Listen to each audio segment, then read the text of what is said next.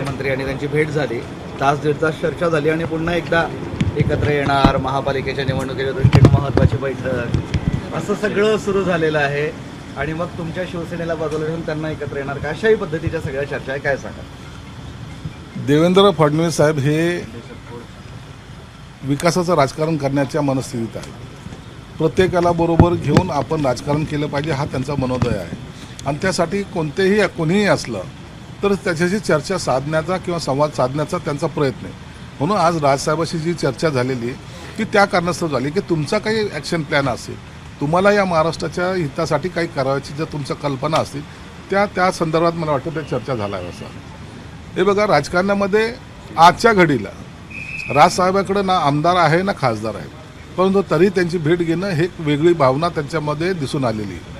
म्हणून ते आल्याने आमच्या राजकारणावर काही परिणाम होईल असं समजण्याचं काहीही कारण नाही. शिंदे साहेबांचे आणि त्यांचेही संबंध चांगले आहेत. राजसाहेबांची सर्वच लोकांशी, राजकीय नेत्यांशी चांगले संबंध असल्यामुळं हा भेट मला वाटतं बहुतेक झाली असेल.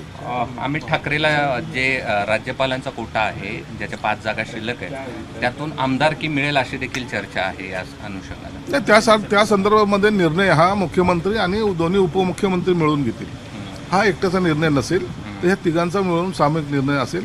आणि अशी काही चर्चा झाल्याची मला तरी माहिती नाही. असं आहे की निवडणुकीपूर्वी आघाडी किंवा युती जी आहे ती झाली नाही आणि एकनाथ शिंदेच्या जो तुमचं त्याला जे कारण होतं ते त्यांच्या मुलाच्या विरोधातली आपली उमेदवारी असंही बोललं जात होतं ना, आता पुन्हा ते एकत्र येत आहेत. राजकारणामध्ये चालतं ना, आमचे काही वैयक्तिक भांडणं थोडी आहेत.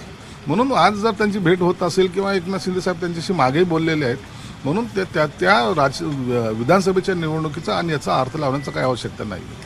बरं, उदय सामंतांनी नाराजी व्यक्त केलेली आहे. उद्योग विभागात प्रधान सचिव आणि सीईओ परस्पर निर्णय घेतात, त्यामुळे उदय सामंतांचा संताप झालाय आणि थेट नाराजीचं पत्रच लिहिलंय त्यांनी मुख्यमंत्र्यांनी. नाही, काही गोष्टीमध्ये काही अधिकारी जे करतायत ना त्या संदर्भामध्ये अनेकांच्या नाराजगी आहेत.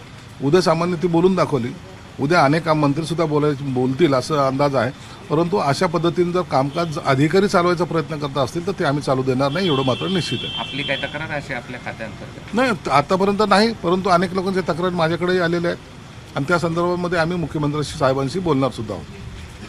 सर मुख्यमंत्री देवेंद्र फडणवीस, राज ठाकरे आणि झालं मुख्यमंत्री देवेंद्र फडणवीस आपत्ती व्यवस्थापनाचे प्रमुख आहे. उपमुख्यमंत्री एकनाथ शिंदेंना आपत्ती व्यवस्थापनात वगळलेलं आहे, मात्र अजित पवार त्या समितीत आहेत.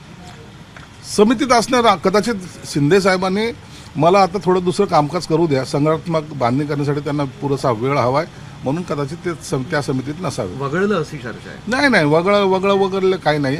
मुळात ते खातंच त्यांच्याकडे होतं म्हणून वगळायचा प्रश्न येत नाही. परंतु त्यांनी कदाचित ती मागणी केली असावी, म्हणून ते तिथं काम करण्यास थोडंसं मागे हात त्यांनी केलेली आहे. एबीपी माझा, उघडा डोळे बघा नीट.